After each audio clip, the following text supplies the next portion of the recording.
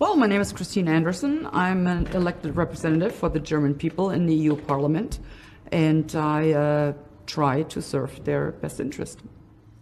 If you give executive powers to a non-elected body, then you no longer have democracy, you no longer have accountability of elected officials, and who will the citizens hold accountable for having been taken away their rights? Who will they hold responsible for this? You know, in theory, and I have to say in theory, elected representatives, you no longer, or they run the risk of not being elected again if they screw up.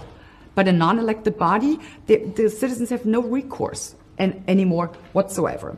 And this is not how democracy is supposed to work, because you are taking away the rule by the people for the people. That's what you take away with this. And people need to understand, if this treaty goes through, you can bury democracy altogether. It's done with. They have the right to call out a pandemic, and once they do, they will seize executive powers of the member states. So it's now not the government, let's say the German government in our instance, that will impose restrictions on us that we could theoretically fight. Even that was, hard enough to do.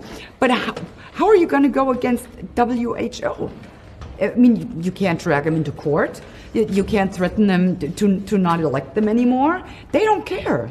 I mean, they're funded by the richest of the super rich people in the world. They don't care. They have all the money, and they don't care about fundamental rights or democracy. If they say, you will stay at home for as long as I tell you, you will. There's always hope. And there is quite a few things you can do. It's not easy, but for one, get involved. Take an interest in what's actually happening.